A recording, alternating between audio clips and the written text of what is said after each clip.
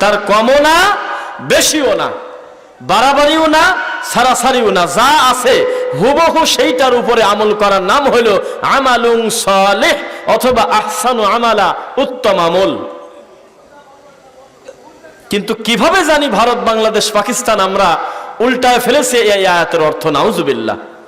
আমরা মনে করেছি যে এখানে আল্লাহ বলতে চাচ্ছেন আমি হায়াত আর মউত সৃষ্টি করেছি এই কারণে এইটা পরীক্ষা করব তোমাদের ভিতরে কে কার চাইতে বেশি আমল করতে পারে। এইটা হলো উপমহাদেশের মানুষ, আমরা বুঝে গেছি। এই জন্য আমরা রাকাত সংখ্যার উপরে প্রতিযোগিতা করেছি প্রায় 500 বছরের উপরে, একটা লম্বা সময়। সবে বরাতে আপনি 80 রাকাত, আমি 120 রাকাত, তাহলে আপনার থেকে আমি বেশি ভালো মানুষ। এই গতিটা আমাদের ওস্তাদরা আমাদের শেখায়ছে। যেই হাফেজটা 30 মিনিটে 20 রাকাত খতম তারাবি মারি চলে আসার পরে ওই কয় যে মুখ চালু, যিনি সাক্ষান ভালো টনটনা হাফেজ। আর যেই ছেলেটা হক আদায় করে ধীরে ধীরে 1 ঘন্টা 1.5 ঘন্টা পরে 20 রাকাত পড়ছে বা 8 রাকাত যাই পড়ুক না কেন, তার খুব একটা দাম দিতে চায় না কেউ। আগামীবার তিনি এটা নেবো না, এটা ডেইলি হাফেজ। তাড়াতাড়ি দেহতে এক টানে ওলার দললেন কয়ে ফেলা, এই তো জেনি সাক্ষান। হুজুরকে বলে যে আগামীবার আমাদের এই হাফেজটাই দিয়েন আমাদের মসজিদে। নাউজুবিল্লাহ মিন যালিক বললেন না, এটা কোরআনকে অপমান করা না? এইটা কি কোরআনের হক যে আমরা শুধু খতমের সংখ্যা বাড়ায় দেব, কে কার চাইতে বেশি ঘন ঘন কোরআন পড়তে পারি, এইটাই কি কোরআনের উদ্দেশ্য? বোঝা যাচ্ছে না মনে হয়। এইটা কি আল্লাহর কোরআনের উদ্দেশ্য? জি না। কি উদ্দেশ্য? কোরআন মাজিদটা পড়বে বিনয়ের সাথে, এই কথাটা আমি আল্লাহকে শোনাবো এইটা মনে করে যদি কেউ পড়ে, তাহলে এই লোকটার দ্বারা কি সূরা ফাতিহা আলহামদুলিল্লাহি রাব্বিল আলামিন এখান থেকে টান দিয়েওয়ালা দলিন পর্যন্ত এক নিঃশ্বাসে পড়া কোনো কাজ? এটাকে অপমান করা না? অথচ যার উপরে কোরআন নাজিল হয়েছে তিনি প্রত্যেকটা আয়াত ভেঙে ভেঙে পড়ার গতিতে মরা পর্যন্ত ছিলেন। কিন্তু হুজুরের হাতে ধৈর্য নাই, হুজুরের হাতে ধৈর্য নাই। তিনি মিলাদে দাঁড়িয়ে 1 ঘন্টা কান্না করে দেবে আপনাকে, কিয়াম করে আপনাকে 2 ঘন্টা কাঁদাবে, কোনো অসুবিধা নেই।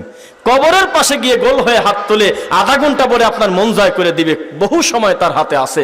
একটা লোক দোকান উদ্বোধন করবে, সেখানে গিয়ে হুজুরের 40 মিনিট 1 ঘন্টা সময় হাতে আছে। একটা লোক কেবলমাত্র মারা গেল, এখন 4 খতম দিবে, গোল হয়ে বহু কিছু পড়বে, বহু সময় হুজুরের হাতে আছে। কিন্তু আল্লাহকে যে 40টা বছর সূরা ফাতিহা শোনালো, এই আল্লাহকে ভেঙে ভেঙে সূরা ফাতিহা শোনানোর মতো কপাল তার নাই, তার হাতে সময় নেই। এখন ওইভাবে আমি পড়তে পারি, আমাকে আল্লাহ কোরআন মুখস্থ করার তৌফিক যেহেতু দিয়েছেন আলহামদুলিল্লাহ, কিন্তু ওইভাবে পড়তে গেলে কোরআনকে বিকৃত করা হয়, জন্য আমি বলতে চাচ্ছি না। কিন্তু পড়ার নিয়ম ছিল কি? আলহামদুলিল্লাহি রাব্বিল আলামিন আর রহমানির রহিম মালিকি ইয়াউমিদ্দিন ইয়্যাকা না'বুদু ওয়া ইয়্যাকা নাস্তাঈন ইহদিনাস সিরাতাল মুস্তাকিম সিরাতাল্লাযীনা আন'আমতা আলাইহিম গায়রিল মাগদুবি আলাইহিম ওয়ালাদ-দাল্লিন।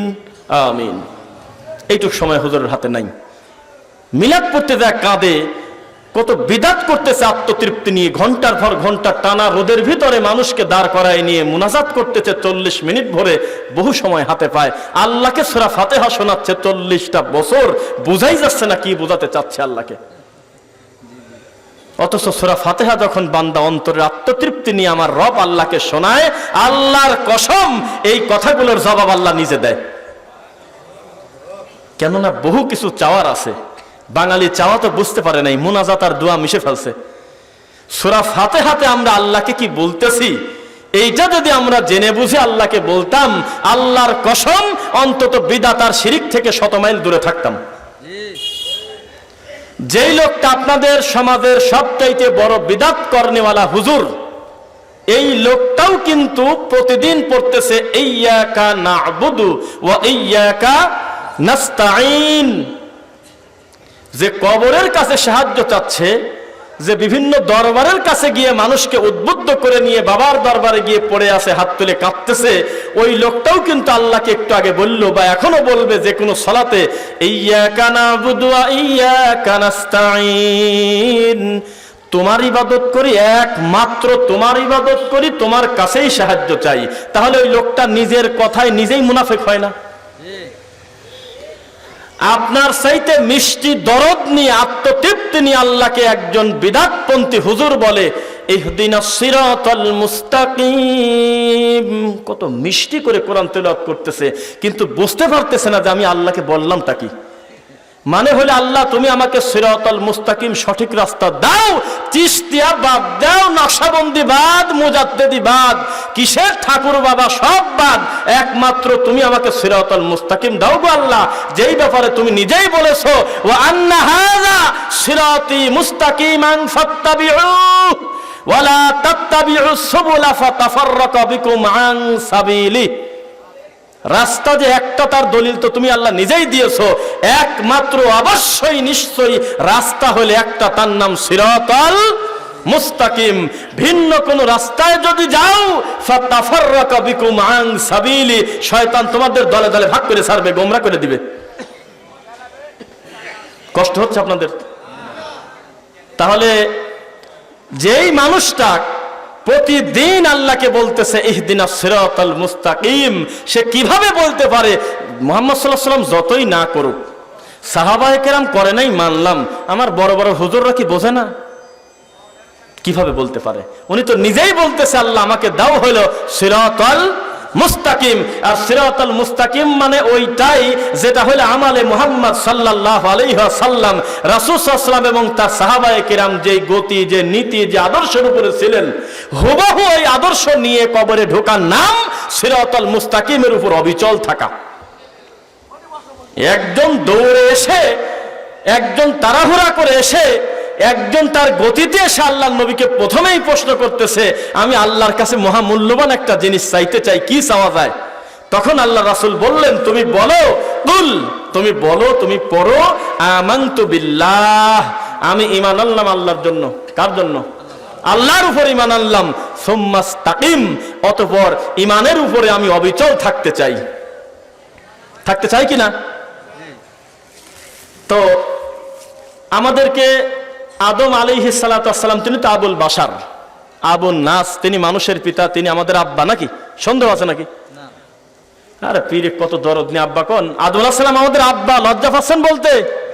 আমাদের ওই আব্বা থেকে শুরু করে ইব্রাহিম আলাইহিস সালাম আর এক আব্বা থেকে শুরু করে আমাদের নবী মুহাম্মদুর রাসূলুল্লাহ সাল্লাল্লাহু আলাইহি ওয়াসাল্লাম পর্যন্ত প্রত্যেকটা নবী দাওয়াত দিয়েছে হলো লা ইলাহা ইল্লাল্লাহ। বলেন না কেন লা ইলাহা ইল্লাল্লাহ? একবার মুখ দিয়ে যদি কেউ পড়ে, কুফরি যদি না করে, মুনাফিকি যদি না করে, দাবি ঠিক রাখে, ফাদাখালাল জান্নাহ, তার পুরস্কারটাই হলো জান্নাত, ঢুকবে সে।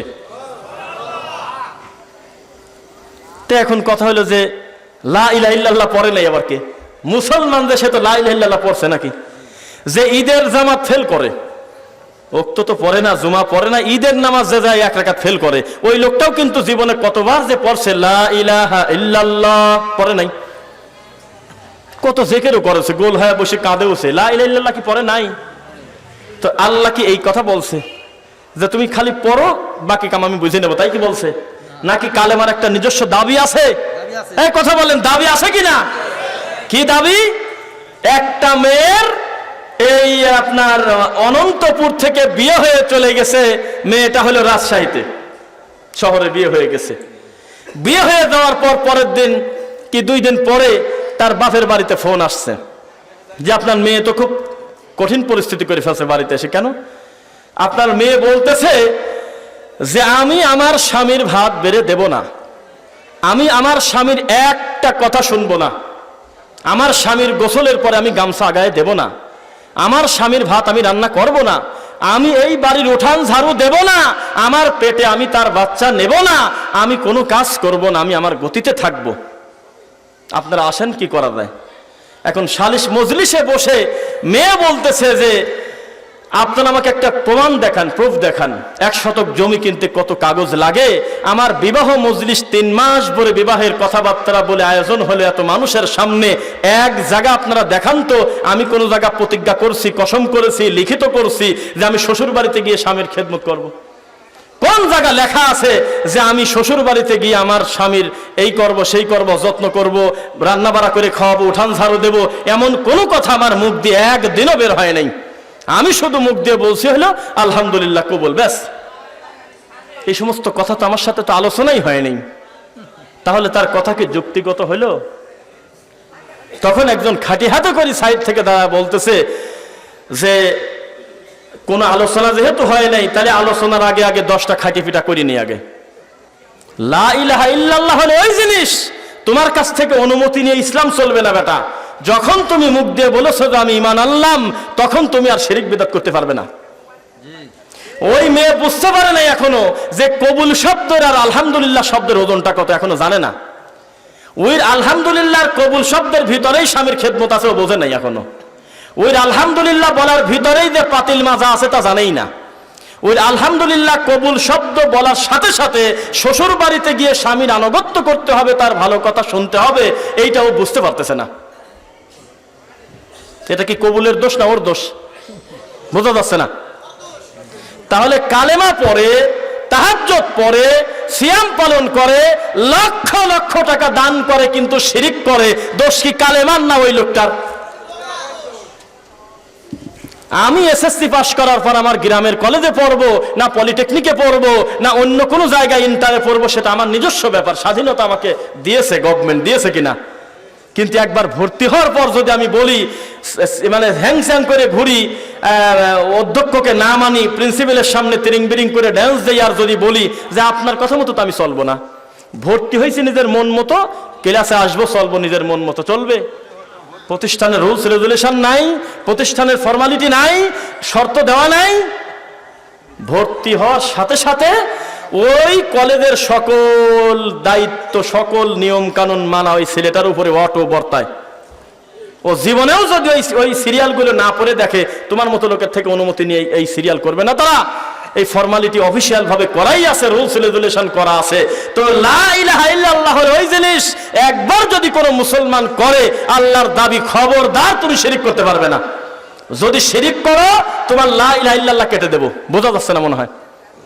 ছাত্র যদি বলে আমার পছন্দ মতো কলেজে ভর্তি হয়েছি, আমার মন মতো চলবো, ঘাট ধরে বের করে দিবি। আর লা ইলাহা ইল্লাল্লাহ বলার পরেও, সালাত আদায় করার পরেও, সিয়াম পালন করার পরেও, অগণিত যাকাতের পরেও, নফল সাদাকা করার পরেও, তাহাজ্জুদ পড়ার পরেও, অনেক ভালো কর্ম করার পরেও লোকটা যদি শিরিক করে, বিদআত করে, তখন অবস্থাটা কি? জান্নাতেই ঢুকবে না জাহান্নামে যাওয়া লাগবে? কারণ লা ইলাহা ইল্লাল্লাহ পড়ছে, এটা আমরা কোনোদিন অস্বীকার করি নাই, কিন্তু লোকটা এর গুরুত্ব বুঝতে পারে নাই যে এটার ওজনটা কত বেশি। এইটার ওজনটা কত বেশি ও বুঝতে পারতেছে না। আমরা ওজন বুঝতে চাই ইনশাআল্লাহ। আল্লাহ আমাদের কালেমা তাওহীদ লা ইলাহা ইল্লাল্লাহ বুঝে কবরে যাওয়ার তৌফিক দাও, আল্লাহুম্মা আমিন। আমাদের একটা ভয় হয়, আপনাদের ভয় হয় কিনা বলতে গেলে গায়ের লোম দাঁড়ায় যায়। বিচারের মাঠে আল্লাহ সুবহানাহু ওয়া তাআলা কোরআন মাজিদের 36 নম্বর সূরা, সূরা ইয়াসিন, কয় নম্বর সূরা? সূরা ইয়াসিনের 32 নম্বর আয়াতে আল্লাহ বলতেছে, ওয়ামতাজুল ইয়াউমা আইয়ুহাল মুজরিমুন। অনুবাদ করলে আপনি পাথর হয়ে যাওয়ার কথা। বিচারের কঠিন মাঠে ইয়াউমা ইয়াফিরুল মারউ মিন আখিহি, ভাই ভাইকে দেখে পলায়ন করবে, দৌড়াতে থাকবে, সাহায্যকারী নাই। ওয়া উম্মিহি ওয়া আবিহি, কেবল মনে হলো যে মা বকাবাদি করতেছে, যে অন্য কোন লোক আমাকে কিছু বলছে, মা আবার রাগী অস্থির হয়ে গেছে, এর নাম মা। সেই মা বাপ উম্মিহি ওয়া আবি পলায়ন করতে থাকবে। ওয়া সাহিবাতিহি ওয়া বানি, সন্তান সন্ততি স্ত্রী দেখার সাথে সাথে পরিচয় দিবে না। লিকুল্লি ইমরিইম মিনহুম ইয়াউমা ইযিন শা'নু ইউগনি, প্রত্যেকে তার নিজস্ব গতিতে চিন্তায় থাকবে কিনা বলেন তো দেখি। এমন একটা কঠিন পরিস্থিতিতে যদি আল্লাহ বলে ওয়ামতাজুল ইয়াউমা আইয়ুহাল মুজরিমুন, আল্লাহর পক্ষ থেকে ঘোষণা এসে গেল, বেঈমানদের সিরিয়াল আলাদা করো তো, বেঈমানরা আলাদা হয়ে দাও। আপনি কি কথা বুঝতেছেন আমি কি বললাম মুখ দিয়ে? এই দুনিয়াতে এমন কোনো নদীই নাই, এমন কোনো পুকুরই নাই, এমন কোনো সমুদ্রেই নাই যেখানে দুই ধরনের মাছ পাওয়া যায়। অমুসলিম ধরতে গেলেই মাছ ছুটে চলে যায়, মুসলমান ধরলেই মাছটা হাতে চলে আসে। আছে? এই পৃথিবীতে কোনো দুই ধরনের খাবারের ব্যবস্থা নাই যে মুমিনের মুসলমানের জন্য খাওয়া যায় আর অমুসলিম ধরতে গেলে খেতে দেয় না আল্লাহ। পৃথিবীর কোন সেলুন নাই যেখানে লেখা মুসলমান ছাড়া, অমুসলিম ছাড়া, কি অমুক ছাড়া, কি এই ছাড়া ঢুকতে পারবেন না। স্বাধীনতা, পূর্ণ স্বাধীনতা আল্লাহ দিয়েছেন। স্বাধীনতা দিয়েছেন কিনা? 30 বছর একটা লোক চুরি করে, বদনা থেকে শুরু করে আপনার কোটি টাকা পর্যন্ত যা পায় চুরি করে। একদিনও আপনার আল্লাহ রাগ করে বলে নাই আজকে বেশি মন খারাপ হয়েছে, আজকের রাতের খানা বন্ধ। বোঝা যাচ্ছে নাকি? পৃথিবীর ইতিহাস সাক্ষী কোন অমুসলিম হিন্দু আজ পর্যন্ত এই রিপোর্ট দিতে পারবে না আল্লাহকে যে আল্লাহ তুমি, আমি হিন্দু জন্য চারপাশে সব মুসলমান ছিল, বৃষ্টি দিছিলে কিন্তু আমার খেতে কম পড়ছিল। কথা বুঝতেছেন না মনে হয়? বৃষ্টি তার গতিতে আসমান থেকে পড়েছে, আল্লাহ দিয়েছেন, সুন্দরভাবে বন্টন হয়ে গেছে। কোনোদিন কেউ বলতে পারবে না চারপাশে মুসলমানের জমি ছিল, মাঝখানে আমার এক পোয়া জমি ছিল, এই জন্য আল্লাহ রাগ করে আমার খেতে পানি দেয় নাই, শুকনাই ছিল। বলেন আছে? এই আল্লাহ বিচারের মাঠে যদি বলে ওয়ামতাজুল ইয়াউমা আইয়ুহাল মুজরিমুন, ওরে বেঈমানেরা তোমরা আলাদা হয়ে যাও, তোমাদের সিরিয়াল আলাদা। পরিস্থিতি কত জটিল বাবা বলেন তো? সাধারণ না কঠিন? আজিম না শাদীদ? কঠিন পরিস্থিতি। আল্লাহ তুমি রক্ষা করো, আল্লাহুম্মা আমিন। 54 নম্বর সূরা, সূরা কমার। সূরা কি? সূরা কমার। আগে বলেছিলাম সূরা ইয়াসিন আয়াত 59, এখন 32 নম্বরে আল্লাহ বলতেছে ওয়ালাকাদ ইয়াসসারনাল কুরআনা লিযিকরি ফাহাল মিম মুদ্দাকির। আমি কোরআন মাজিদটাকে সহজ করে দিয়েছি, তোমাদের জন্য উপদেশ সমূহকে সুন্দর করে দিয়েছি, তাও তোমরা কেন উপদেশ গ্রহণ করো না? এটা কি একটা আফসোস না? বুঝতেছেন না? কেন উপদেশ গ্রহণ করো না? মানে কোরআন প্রতিযোগিতা হচ্ছে, কোরআন নিয়ে আমরা আত্মতৃপ্তি হচ্ছে, কোরআন তেলাওয়াতের ভঙ্গিমা শুনে আলহামদুলিল্লাহ মনটা ভরে যাচ্ছে। যদিও কোরআন নিয়েও কিন্তু খেলা হচ্ছে। দেখবেন বক্তা কোরআন তেলাওয়াত করতেছে, 10 টাকার মেলা নোট নিয়ে এসে মাথার ফাঁস ফেলতেছে। দেখেন নাই মনে হয়? বক্তা কোরআন তেলাওয়াত করতেছে, কোরআন তেলাওয়াতের জোশে যাত্রায় সার্কাসে আমার দাদা চাচারা গল্প করত, আমরা সার্কাস দেখছি। সার্কাসে যদি ভালোভাবে কোনো কিছু দেখাতে পারতো, একটা সুতার উপরে সাইকেল চালাতে পারতো, তাহলে বাইরে থেকে ওই কয়েল ঢেল দিত, 2 টাকা 5 টাকা 1 টাকা 10 টাকা ওর গায়ে দিয়ে দিত। ওই টাকাগুলি আবার পরে খুঁটে খুঁটে নিয়ে পকেটে থিত। ছোটবেলায় মলম বেচতে আসতো, মলম সাপ খেলা দেখতে আসতো, একটা মেয়ে নিয়ে আসতো নাচানোর জন্য, সামান্য একটু নাচাতো, মানুষ বাজারের ব্যাগ ধরে দাঁড়ায় আছে, নাচ শেষ হবে তারপর বাজার করবি। এই লোকজনকে টিকায় রাখতো একটা মেয়ের ড্যান্স দিয়ে। তো মাঝখানে মেয়ে নাচ থামায় দিচ্ছে। যদি বলেন যে এগুলি আপনি বুঝলেন কেবা, আমি এমন তো আমি মার পেরেতে পরেই তো আমি রফিকুল ইসলাম বিন সাইদ এই অবস্থায় হই নেই। ছোটবেলায় তো আমি বাজার ঘাটে চলছি, ঘুরেছি, দেখি নাই? মেয়েটা নাচতেছে, মাঝে মাঝেই নাচ থামায় দেয়, বড় সাপ বার করতে যায়, আবার বার করে না, আটকা দেয়। কি ব্যাপার, সাপ বড়টা বার করেন না কেন? তো বলতেছে যে আগে টাকা দেওয়া লাগবে, আগে কিছু টাকা দেন, তারপর সবচেয়ে বড় সাপটা দেখাবো। আমার কথা বুঝতেছেন না? আর কোরআন তেলাওয়াত করতেছে আল্লাহর বান্দা, 10 টাকার নোট এই মাথার পর দিয়ে এইভাবে সিটা সিটা দিচ্ছে, এইভাবে ফেলা ফেলা দিচ্ছে, সারা গায়ে পড়তেছে। অপমান করা না? অপমান করে না? এটা কি কোরআনের মান? এইটা এই কোরআনের উদ্দেশ্য? এরপরে কোরআন তেলাওয়াত হচ্ছে কি মডার্ন। কোরআন তেলাওয়াত করবেন সুন্দরভাবে, আল্লাহর কসম এটা কোরআনের দাবি ভালো, আলহামদুলিল্লাহ মিষ্টি করে কোরআন পড়েন, কিন্তু আপনি হিন্দি গান নকল করে তো কোরআনের সুর বানাতে পারেন না, নাউজুবিল্লাহ। পারেন কি? কোরআন তেলাওয়াত করতেছে তার নিজের ওস্তাদ, তার বন্ধু, তার লেভেলের সকল মানুষ প্রায় একমত, মানে গ্রহণযোগ্য সকল দায়ী যে এটা কোনো কোরআনের সুর না, এটা গানের সুর। একটু আগে সূরা মুলক পড়ল, শুনতে মন চায় নাই? আপনাদের শুনতে মন চায় নাই?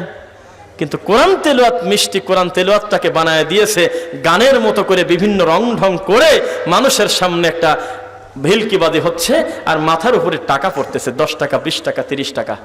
এটা কি কোরআনকে অপমান করা নয়? অথচ 40 বছর আপনি আল্লাহকে সেজদা দিলেন, সূরা ফাতিহার অর্থটা জানেন না, সূরা ইখলাসে আল্লাহকে কি বললেন এটা জানেন না আপনি। এটা কি কোরআনের অপমান করা নয়? এরপরে ইসলামী সঙ্গীত, ইসলামী সঙ্গীত কথার ব্যাপারে আমাদের আপত্তি নাই, আপনি একটু খেয়াল করে শুনবেন।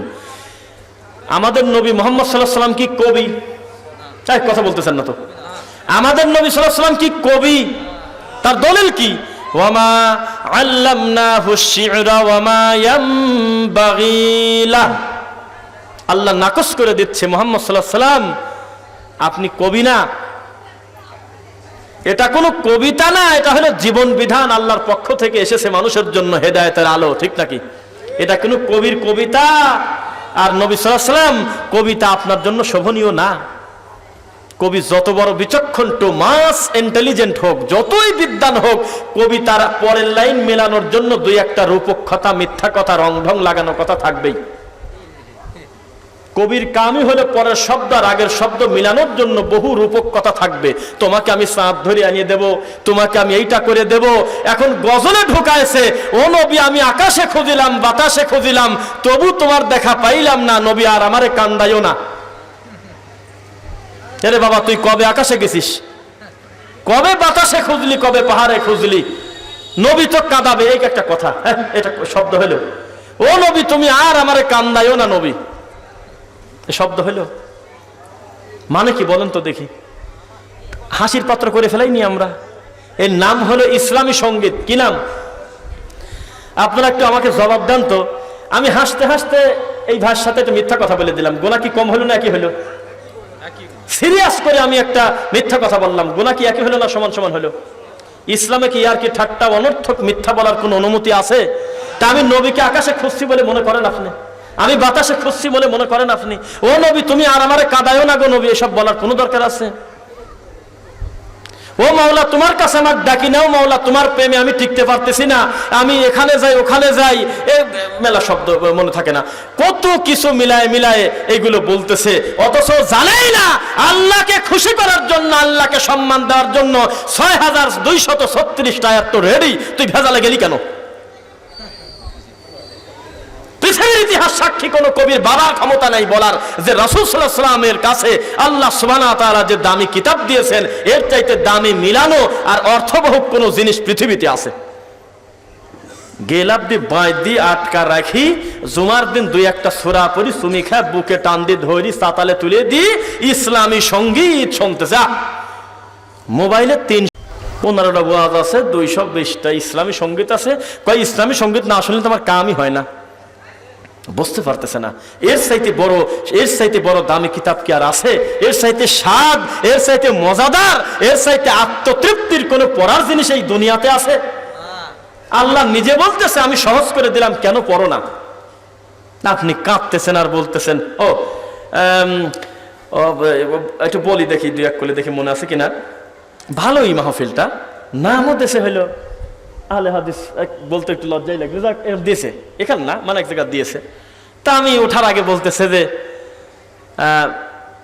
এই আপনার ও নবী আমার কবরে লাশ যখন রাখবে গো নবী এরকম, তখন তুমি মদিনা থেকে আসিয়া মোর কবরে বসিয়া এরকম মিলায় আমার সওয়াল জবাব তুমি দিয়া দিও গো নবী গো, এরকম কাঁদতেছে। আর কি বলতেছে জানো? তাহলে কি ধরনের কথা বলেন? খুব কাঁদতেছে। তো এই হলো গজলের অবস্থা। ও কবরে যাচ্ছে, রাসূল সাল্লাল্লাহু আলাইহি ওয়াসাল্লামকে বলতেছে তুমি ওখান থেকে এসে আমার কবরে একটু রেডি হয়ে দাঁড়ায় থাকো নবী গো, তোমাকে না দেখলে আমি কিভাবে টিকতে পারবো কবরে, তুমি এসে সওয়াল জবাবটা দিয়ে দিও, আমার কবরে বিছানা বিছায় দিও। কাঁদতেছে আর গজল বলতেছে। এই আবেগের কোনো দাম আছে? এটাকে কি আপনি ইসলামী সঙ্গীত বলবেন? না শিরিক, বিদআত, এই সমস্ত জিনিসটাকে প্যাকেজ করে সুর দিয়ে বলার একটা জিনিস। ইসলামে আবেগের কোনো দাম নাই। আরে বিবেকেরই তো দাম নাই যদি বিবেকটা কোরআন আর হাদিস মোতাবেক না হয়। ইসলামে তো বিবেকেরও দাম নাই, কারণ আমার আর আপনার বিবেকের কতটুকু দাম আছে মুহাম্মদ সাল্লাল্লাহু আলাইহি সাল্লামের চাইতে, সাহাবায়ে কেরামের বুঝের চাইতে। আপনার বিবেক বলতেছে সালাত হলো মিলিটারি ট্রেনিং, তাকান আমার দিকে, আপনার বিবেক বলতেছে এখান থেকে 5 ওয়াক্ত সালাতে যেভাবে ট্রেনিং দেব, বাকি 23 ঘন্টা হলো ময়দানে নেবে, জমিনে নেবে, আমি সেই ট্রেনিংটা বাস্তবায়ন করবো। এটা একটা ব্যাখ্যা না, এটা একটা তাফসীর না, করতেছে আপনার মানুষের সামনে। এটাকে বিবেক দিয়ে করলো না কোরআন এবং সহিহ হাদিসের ব্যাখ্যা মতো করলো? জানেন না মনে হয়। এই নামাজ, এই সালাত কি আর্মির ট্রেনিং না আল্লাহর হুকুম? কথা বলে না। আল্লাহর হুকুম না, আর্মির ট্রেনিং করছে। কয় যে এটা হলো আর্মির ট্রেনিং, হাত হলে এইটা, পাও হলে এইটা, চোখ হলে এইটা, তোমার ব্যাখ্যা দিতে বলছে কে? মুহাম্মদ সাল্লাল্লাহু আলাইহি ওয়াসাল্লাম যেভাবে দিন বুঝেছেন বলেছেন, সাহাবায়ে কেরাম তার থেকে 2 চোখ দিয়ে যা দেখে শুনে কোরআন এবং সহিহ হাদিস যেভাবে বুঝেছেন ওইভাবে বুঝার নামই হলো কোরআন এবং সহিহ হাদিস হুবহু অনুসরণ করা। আমার বাবার মনে হচ্ছে যে কদ জাকুম মিনাল্লাহি নূর, এই তো পায়া গেছে নূরের আয়াত, এই তো আল্লাহর নবী নূর। তোমার কথা মতো কোরআন চলবে? কোরআনে পেয়ে গেলাম মান ইয়াহদিল্লাহু ফাহুয়াল মুহতাদ ওয়া মান ইউদ্লিল ফালান তাজিদ লাহু ওয়ালিয়্যাম মুরশিদা। এই তো কোরআনে মুর্শিদ পেয়ে গেছি। মুর্শিদ কেবলাকে তো পালাম, তো আল্লাহ তো নিজেই বলতেছে মুর্শিদ বাবাকে ধরো, নাউজুবিল্লাহ। তো এটা কি কোরআন হাদিস থেকে দলিল নিল না বিবেকের আশ্রয় নিল? কথা বলেন না। বিবেকের 4 পয়সার দাম নাই যদি বিবেকটা কোরআন এবং সহিহ হাদিস অনুযায়ী না হয়। আবেগ বাদ দেন। কত লুকোচুরি তো আমরা দেখতেছেন না আপনারা? কোরআন এবং সহিহ হাদিস যারা চুরি করে তাদের চাইতে বড় চোর এই দুনিয়াতে নাই। সবচেয়ে বড় চোর তারা। কেন? আঘাত দিল কোন জায়গা? কথা বোঝা যাচ্ছে নাকি? সাইড থেকে ডানে বাম থেকে কথা ঠিক রাখার জন্য ওখানে লোক উঠে চলে যান, যারা 2-1 জন দায়িত্বে আছেন। যান, আশপাশে যারা দায়িত্বে আছেন কথা যাতে বলতে না পারে। নাকি দায়িত্বশীলরা নিজেই কথা বলতেছে? কোনটা? আচ্ছা, যাই হোক, এবার আমার একটা গতি আছে, আপনারা জানেন কিনা, আমার সম্পর্কে যারা জানেন, আমি জীবনে কোনোদিন মানুষের বিরক্তি এসে গেছে, লোক উঠে যাচ্ছে, কষ্ট হচ্ছে, তবু আমি কথাটা নিয়েই চলে যাচ্ছি, এমন ঘটনা আমার জীবনে ঘটে নাই। আপনার বিরক্তি আসার আগে আমরা কথা শেষ করবো ইনশাআল্লাহ। ধৈর্য ধারণ করে শুনবেন তো ইনশাআল্লাহ? লিল্লাহি তাকবীর। আল্লাহ তুমি কবুল করো আল্লাহ। আমরা কিছু কথা বলবো, আপনারা শুনবেন ইনশাআল্লাহ। গুরুত্বপূর্ণ কথা যদি আমি বলি তাহলে অনেক বেশি সময় বলতে হবে, সেটা জরুরি না। কথাটা কি বলতেছি সেটা হলো কথা, বুঝতেছেন নাকি? এখন আমরা এখন আরেকটা বিষয় আলোচনা করব। আপনারা দেখেছেন যে ফেসবুকে জালসার পোস্টারের নাম সিরিয়ালের আশপাশের নিয়ে অনেক কথা হচ্ছে, লেখালেখি হচ্ছে না? বক্তার সিরিয়ালের নাম দেওয়া নিয়ে কথা হচ্ছে না? আমিও একটা পোস্ট দেখলাম, ডক্টর মুজাফফর বিন মোহসিন হাফিজাহুল্লাহর নামটা দ্বিতীয়, ব্রাদার রুহুল আমিন ভাই তার নাম উপরে। ফেসবুকে প্রচুর পরিমাণে এটা একটা ভাইরাল টপিক। তো বিভিন্ন মন্তব্য, এটা হুট করে প্রথম যখন আমি দেখলাম আমার সাদি ঘুরে গেল। কারণ স্বভাবতই তো ডক্টর মুজাফফর বিন মোহসিন হাফিজাহুল্লাহর নাম উপরে থাকবে, এটা আবার আলোচনার কি এমনি তো বোঝা যায় না, কি মনে করেন? কিন্তু ব্রাদার রুহুল আমিন ভাইকে যারা গালি দিচ্ছে এরা আবার আরো ভুল করতেছে। এই কাজটা কি উনি করছে? বলেন তো দেখি। এই কাকে কোন সিরিয়ালে দেবে এটা কি বক্তা বলে দেয়? এটা আবার বেশি বাড়াবাড়ি করতেছেন, অনেকে গালি দিচ্ছেন, তার ছবি দিয়ে ক্রস চিহ্ন দিচ্ছেন, এইটা আবার ভুল করতেছেন। এটা জানে না। আমি যদি ভুল না করি, এই সমস্ত ভাইদের আগে যদি ব্রাদার রুহুল আমিন ভাইয়ের চোখে এই পোস্টারটা আগে পড়তো তাহলে সবচেয়ে বেশি খারাপ কষ্ট তিনি পেতেন, আরো বরং আপনার থেকে বেশি কষ্ট পেতেন। তিনি নিজেও কোনোদিন চাইতেন না যে আমার নামের পিছনে পরে মুজাফফর বিন মোহসিন হাফিজাহুল্লাহর নাম থাক বা অন্য কোনো বড় দায়ীর নাম থাক। তিনি কি চান? এতটুকুন বিনয়ী তিনি, আমরা স্বীকার করি, এতটুকুন বিনয়ী, এতটুকুন ভদ্র মানুষ তিনি। তার আচরণে আমরা বহু আগে বুঝেছি, আলহামদুলিল্লাহ আমরা বুঝেছি। তার প্রমাণ তিনি কিন্তু নিজের আইডিতে পোস্ট করে নাই, ওখানকার দায়িত্বশীলরাই এই কাজটা করছে। তখন আপনি কাকে দোষ ধরবেন বলেন? এগুলি সতর্ক হবে কি কমিটি নাকি বক্তা? আপনি আমার নাম একজন মাদানির নামের উপরে দিয়ে দিলেন, গতবার এরকম হয়েছিল। আমি তো পোস্ট দেই নাই, কোথা থেকে যেন দিয়ে আমার নামে লেখা, এই দেখো বক্তার আলেম মিশে ফেলছে, এই দেখো কি করছে। অথচ পরে তদন্ত করে দেখলো যে যেই লোকটার নাম হলো দ্বিতীয়, উনির বাড়িতেই আমি মাহফিলে গেছি। এখন কি করবেন কোন? তার উনি আমাকে নিয়ে গেছে, এখন উনি কোন জায়গা রাখবে? তো সিরিয়ালের কম বেশ নিয়ে রাগারাগি, গালাগালি, লকব কম বেশ, 3 লাইনের কমতি হলো কেন? এগুলো হলো বিদাতপন্থী হুজুরদের কাজ, ঠিক নাকি? সিরিয়াল কম বেশি, নাম্বারে কম বেশি, শাইখুল কোথায় গেল, দাবা কোথায় গেল, মাজা কোথায় গেল, কুসেয়া কোথায় গেল, এই সমস্ত জিনিস কিন্তু মার্কিং করে একজন বিদাতপন্থী হুজুর, নাকি? আমাদের সালাফি মানহাজে বড় বড় দায়ী বক্তব্য দিয়ে চলে যাচ্ছে, আমাদের মতো বাচ্চা ছোট ছোট মানুষ আমরা রাত 1টার পরে দিচ্ছি, কোনোদিন তারা গালি দেয় নাই, রাগ করে নাই। সুতরাং আপনারা বিনা কারণে ইস্যু করবেন না ইনশাল্লাহ, কখনো প্রতিদ্বন্দ্বী মনে করবেন না। কাউকে ছোট করতে গিয়ে কাউকে বড় করা, কাউকে বড় করতে গিয়ে অন্য কাউকে ছোট করতে হবে না ইনশাআল্লাহ। আর নামের লকব তো বললামই, লকব নিয়ে আমি বিপদে আছি। আমি রফিকুল ইসলাম বিন সাইদ, আমার এই নামটা যথেষ্ট না। কম্পিউটারের দোকানে দেওয়া বলতেছে যে কম্পিউটারের ফটোকপিওয়ালার কানে দিয়ে বলতেছে যে বলেন আপনার লকবটা কি লাগবে একটু বলে দেন। এখন জলসার পোস্টার করতে আসছি, কে তুমি আমার নাম জানো না? না জানি, তুমি প্রধান বক্তা আমাকে দাওয়াত দিলে, বা যে বক্তাই হোক, নামটাকে জেনে দেয় নাই। এখন কম্পিউটারওয়ালার কাছে বলতে হচ্ছে যে আমার এই লকব, এই মাইন্ডসেটটা পরিবর্তন করতে হবে। নামের উপরে পরিচিত হন, কর্মের উপরে পরিচিত হন। কোনটা ভালো, কর্মে না নামে? পৃথিবীর শ্রেষ্ঠ উম্মতে মুহাম্মদ সাল্লাল্লাহু আলাইহি ওয়াসাল্লাম আবু বকর রাদিয়াল্লাহু তাআলা আনহু, আলহাজও নাই, হযরত মাওলানাও নাই, শাইখুল হাদিসও নাই, মুফতিও নাই, দাবাও নাই, কুসেও নাই। উনি কি এগুলোর যোগ্য না? তাহলে লকবের কমতি হলে যে সব হুজুররা রাগ করে, আমার নামটা এইভাবে লিখছেন কেন? আপনি জানেন না যে আমি অমুক মাদ্রাসার প্রতিষ্ঠাতা? আপনি শোনেন নাই যে কয়েকদিন আগে আমি এক জায়গার চেয়ারম্যান হয়েছি? আপনি জানেন না আমি অমুক জায়গার আমি বড় দায়িত্বশীল? জানেন না? তাহলে এগুলো অহংকার কিনা বলেন না কেন? আল্লাহ আমাদের এই সমস্ত অহংকার থেকে মুক্ত করো। বিচারের মাঠে এই লকব টানিনি বেড়াতি আবার জান বাড়া যায় নাকি চিন্তায় ভয়তে কেউ যদি আমার নামের শুরুতে শায়েক লেখে, আমি ওটা করস্য নদী কাটিয়ে দিই, এটা আমার নিজস্ব গতি। খালি নামটাই যথেষ্ট। কথা বোঝা যাচ্ছে না মনে হয়? মাওলানা, আল্লামা, অন্যান্য লকব তো বহু দূরের কথা, শুধু শায়েক লিখেছে, এটাই আমার কাছে মনে হয় যে আমি যোগ্য না এত এত সেই শব্দটা টানিয়ে বেড়ানোর মতো। যদিও এর অর্থ হতে বা অনেক ব্যাখ্যাই হয়তো আছে, কিন্তু আমি এটাকে বোঝা মনে করে ভয় পেয়ে আমি লাল কালি দিয়ে কেটে তারপরে পোস্ট দেই। পারবেন তো ইনশাল্লাহ? অহংকার মুক্ত হয়ে এত লম্বা 4 লাইন 5 লাইন টাইটেল আমাদের দরকার নাই। আমার নামে লেখছে যে আন্তর্জাতিক খ্যাতি সম্পন্ন মুফাসসিরে কোরআন, টাঙ্গাইলের একটা মাহফিল। লাস্টে সেই মাহফিল কমিটিকে কোনো না কোনো ভাবে আমাদের একদিনই ভাই জানায়েছে, টাঙ্গাইলে কোথায়, লাস্টে ওই পোস্টারটা বদলায় আবার লেখছে হলো দেশ বরেণ্য তরুণে আলেমে দিন। পরে ওইটাও আমি আবার কাটিয়ে দিছি, কাটিয়ে দিয়ে আমি পোস্ট দিছি। এটা মনে হয় আসলে আর একটা জায়গায়। কি করবেন বলেন?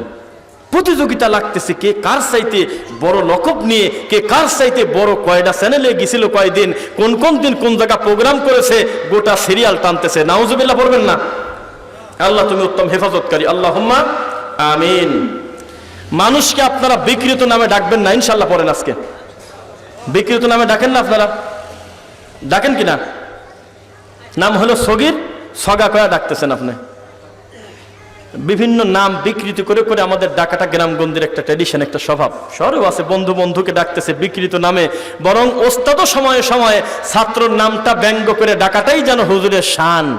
হুজুর উইক আদর করি হলো মন্টু কয়া ডাকে, হুজুর উইক আদর করি মোটা কয়া ডাকে, হুজুর উইক আদর করে ডাকে সিকনা বাবু কয়া ডাকে। এটা কি হলো?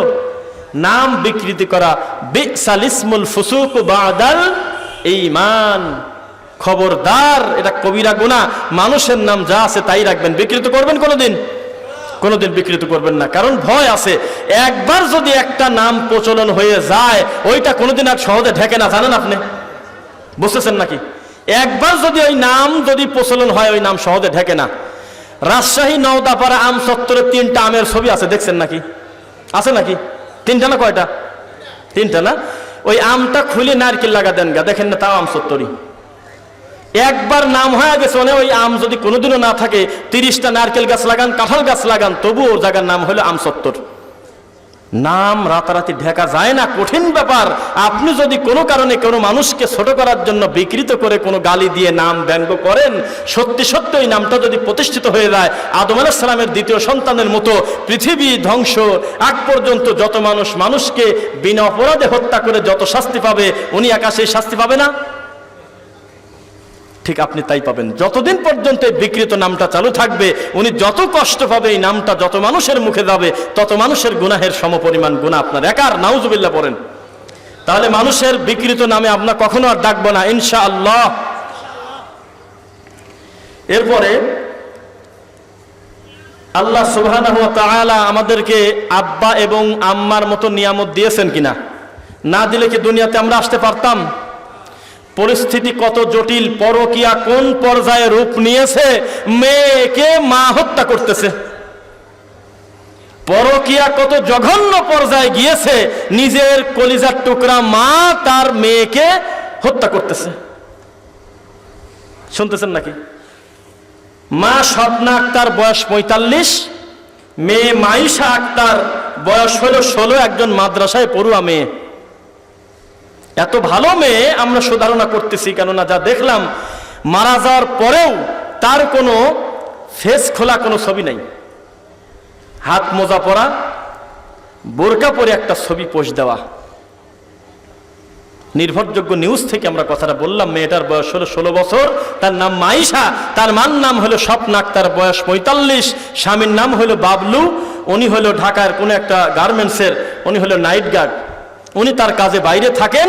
তো মার আচার আচরণ চলাফেরা কেন জানি একটু সন্দেহ হয় মেয়ের, যে মায়ের মামাতো না ফুফাতো ভাই উনি কিভাবে যেন বাসায় আসে যায়, মেয়েটা একটু বিচক্ষণ, একটু সন্দেহ হয়। কিন্তু মেয়ে মনে করছে এই কথা যদি আমি আমার আব্বাকে সরাসরি বলে দেই তাহলে তো সংসার থাকে না, কথা বুঝছেন নাকি? তো দেখি আমি ধর্মীয় দৃষ্টিতে, ইসলামিক দৃষ্টিতে আমি আমার মাকে দিন বুঝাইতে পারি কিনা।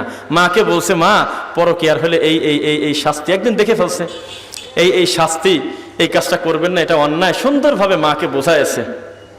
আমি আব্বাকে কোনোদিন বলি না এখনো, মা তুমি এই কাজটা ছেড়ে দাও। মা এটা নিতে পারে নাই, এত বেশি রাগ করছে এই কুলাঙ্গার মা, এত হিংসা করেছে, এত রাগ। ওই অসভ্য, ওর নাম হলো, এখানে আছে, ওর নাম হলো আপনার কি নাম, ফাইজুল, নাম হলো ফাইজুল। এই ফাইজুল করছে কি, ফাইজুলকে সাথে নিয়ে ওই মা তার নিজের মেয়েকে ধর্ষণ করাছে প্রথমে, মানে মা দাঁড়ায় আছে, মেয়েকে ধর্ষণ করাচ্ছে ওই তার পরকীয়া স্বামীকে দিয়ে। বহু আজ শুনেছেন আপনি, বহু কথা শুনেছেন, আজকে ওজনটা বুঝতেছেন কি কথার? মেয়েকে জোর করে রেপ করতেছে, কথা বলতেও কেমন লাগে, মা দাঁড়ায় দাঁড়ায় দৃশ্য দেখতেছে। যখন এই কর্মটা করা শেষ তখন দুইজন মিলে মেয়েকে হত্যা করে ফেলছে। পরিস্থিতি কত জটিল, এটার দ্বারা কি একটু একটু বোঝা যায় যে সম্পর্কর চাইতে দিন আগে, রক্তের সম্পর্কর চাইতে দিন আগে, তা কি বোঝেন নাকি? বিচারের মাঠেই মা যে পলায়ন করবে তার কি প্রমাণ পাইছেন নাকি? পাইছেন তো? আল্লাহ পরকীয়া নামক এই অভিশাপ, এই কলঙ্ক আমাদের সমাজ থেকে তুমি দূর হওয়ার তৌফিক দাও গো আল্লাহ, পরিবারে তুমি শান্তি ফিরিয়ে দাও গো আল্লাহ। যাই হোক, আমরা মোটামুটি কয়টা বলে